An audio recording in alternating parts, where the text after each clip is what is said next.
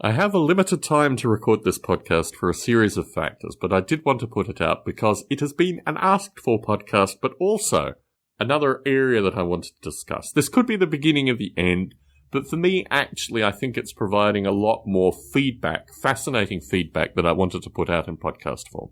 I started through the week for a book that I wouldn't read. I realized actually, as I purchased it in Kindle form, that my ability to run my eyes along a printed page where it had a particular political stance, a relatively far-right political stance, well, everyone's relatively far-right, relatively, but anyway, a relatively far-right political stance that I wanted actually to hear this book. And in this instant, I became an Audible subscriber, something which I have not done historically.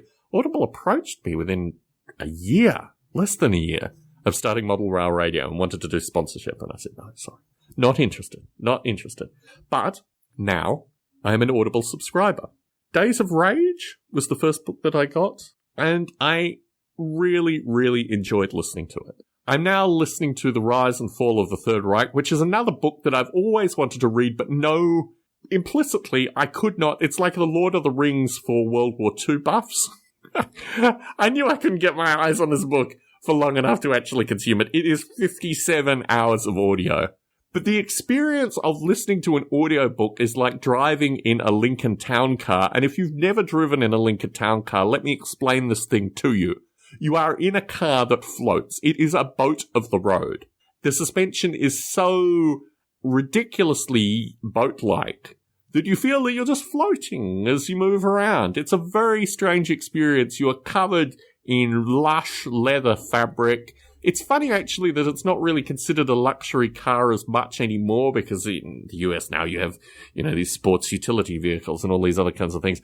But as a sedan car, a Lincoln Town Car is just unbelievable. When we lived in the UK in Wilmslow, there was a house that had a Lincoln Town Car. And when they pulled it out, because it was so ridiculously large compared to the cars in the UK, it was literally like moving the Titanic along the street.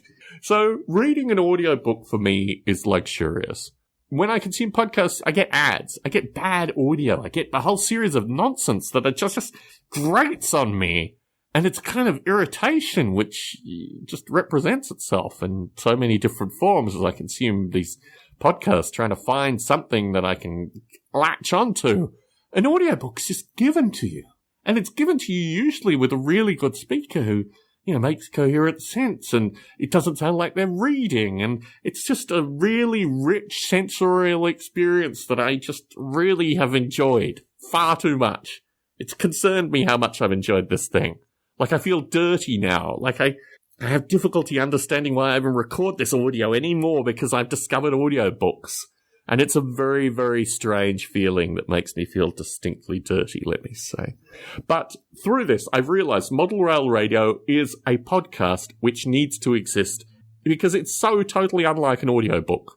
And my other podcasts, this is where it gets more interesting, right? You've got Model Rail Radio, which is an extreme of group participation, of open source. You can see I've come back from Douglas Rushkoff, although he didn't use open source once last night. Must have fallen off his bandwagon against simulations and other things. Anyway, so now I see the world very much associated with how my coworkers see the world. They listen to audiobooks. They love audiobooks. They don't listen to podcasts. Why would you listen to a podcast when you've got audiobooks? So this thing has hit me very hard, particularly as the creator of a book, or a couple of books in terms of my own work, a couple of books in terms of works that I've been published in, many, many books that have never been read. Relegated.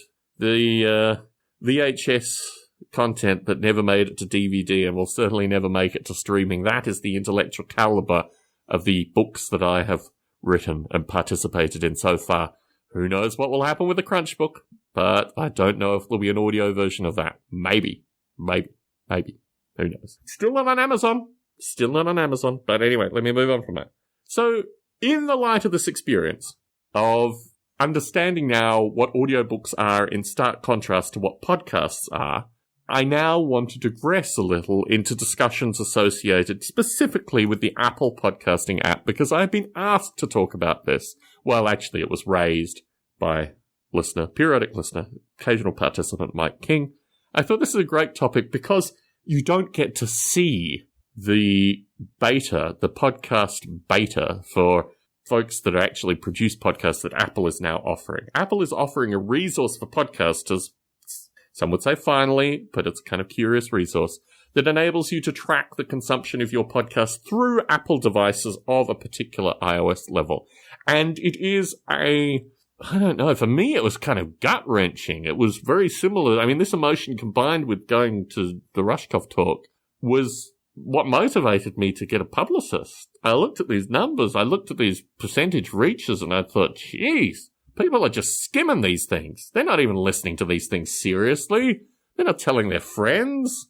I mean, I've got numbers associated with download touches and things like that, and all this stuff aggregates together. It looks kind of rosy for my podcast, but the Apple podcasting tool, that ain't rosy.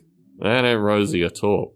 That indicates very clearly that something is going really fundamentally wrong with my podcast, and really, I should question whether I continue podcasting. Or, there's a problem associated with Apple's podcast experience, which Mike King pointed out in spades.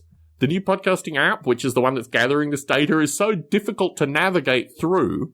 If you produce a podcast, it's going to be very difficult for someone to actually find your podcast. And what I found through this is the podcasts that work particularly well are these commercial podcasts that I keep talking about. The podcasts that have seasons, defined seasons, that have roll ads, all these kind of things. They're the podcasts that seem to be doing very well in the podcasting app. And those of us that produce crazy independent podcasts from 12 years ago in terms of mentality, we mysteriously are just working our way through. I've got to work out what I got to do in the XML code to get this thing working better.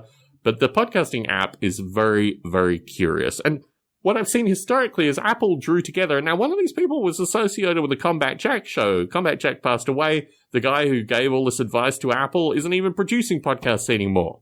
So rather than reaching out to a core of podcasters, I think 200. Find 200 podcasters. I have some probability in that being hit. Get their critical advice and then work on an app that actually addresses this issue. If I had produced the content, the hours of content that I have produced in podcast audio on YouTube, I would have millions of subscribers by now. The distinction between YouTube and the way Apple has treated podcast is extraordinary. Because if you're long in the game for producing content on YouTube, and even if I had 3 or 4 different YouTube channels that I produce content like I've done with podcasts, I would actually have a viewership now that would far surpass anything I could imagine. And the nature of, and certainly people, I've talked historically about a variety of podcasters that maintain the same podcast, same XML feed, all this kind of stuff. Obviously, they have a broader listenership. They have a broader subscription. The fact that people need to actually manually follow me, I mean, God, who's going to do that? But if I had YouTube as my means of distributing this, and obviously I was performing visually and all this other stuff, then I would have a completely different audience now than I have with podcasts. And it's hard not to say if Apple had taken podcasts seriously. Now, they did do something initially, amazing. Podcasts and iTunes, clearly very important. But it's never really raised beyond that. And I think about it, another Apple product that I've worked on historically, I don't need to talk about it necessarily.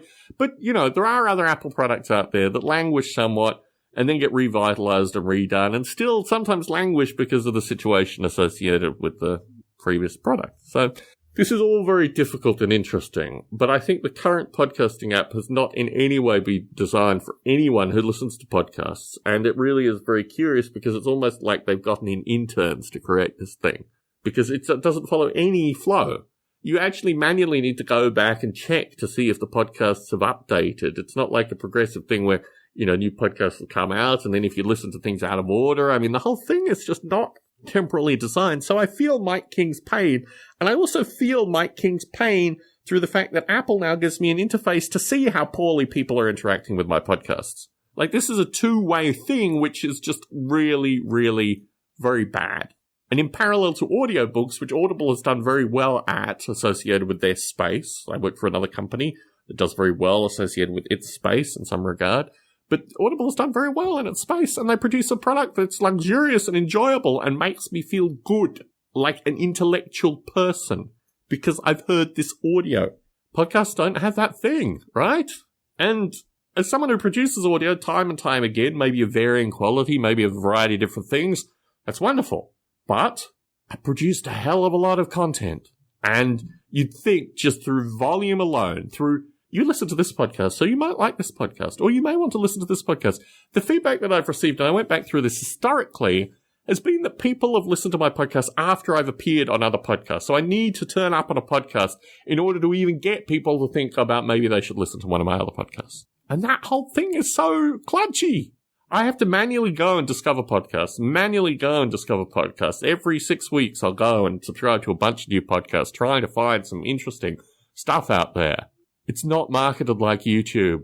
What they need to do is either get someone from YouTube to work on podcasts, or they need to understand that they need to be doing what YouTube is doing with podcasts. That's the only way.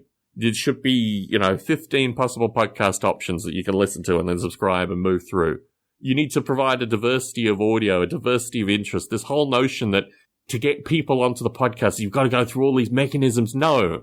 This is information that is out there that should be freely accessible, and the ability for people to engage with this information is what is important. So now I've discovered audiobooks, and now I still record podcasts, and I'm going to increasingly be thinking more and more critically associated with what is going wrong here and how I can do something to help, right?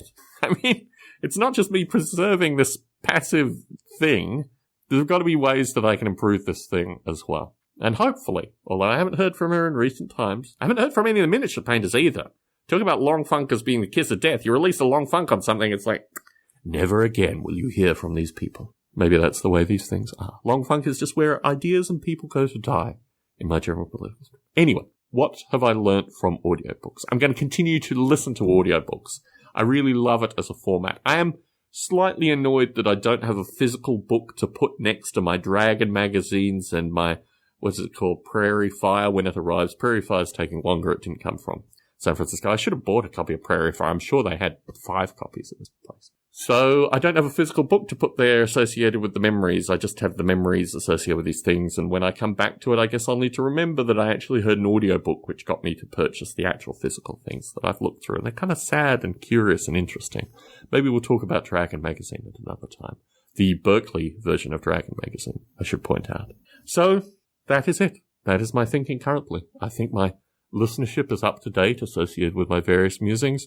And I will try, I've got a bit of international travel coming up, so I'm going to have to work out how I put all these things together, particularly in long funks. I'm not going to be, well, the first long funk, I didn't actually use the mic accidentally. So maybe I might put out a long funk that doesn't have this beautiful mic. Who knows? Anyway, as far as I'm concerned, associated with my podcast musing, I think you folk are up to date. And what I want to say is, if you want to go out there, if you want to do curious, eclectic things like purchase a copy of Field of Chaos and read it, or maybe I should just produce, I did try, I think in the short funks there are some chapters of Field of Chaos in slightly, I'm reading it, I'm not a professional reader by any stretch of your imagination. But if you want to do this thing, if you want to participate in some way, get in contact with me, email me, Barbalet, my surname, @gmail.com is my current one, to try and avoid spam. Hit me up on Facebook. Do a wide variety of things. There's a number of ways you can contact me. And just let me know what you like about this long funk. We also have a Facebook page. A group. Not the other thing. Not a page, but a group. So people can actively participate. Actively talk about these various ideas. Mike King, I don't know if I've done you any justice, but I've tried. I wanted to give you some insight associated with this thing as well.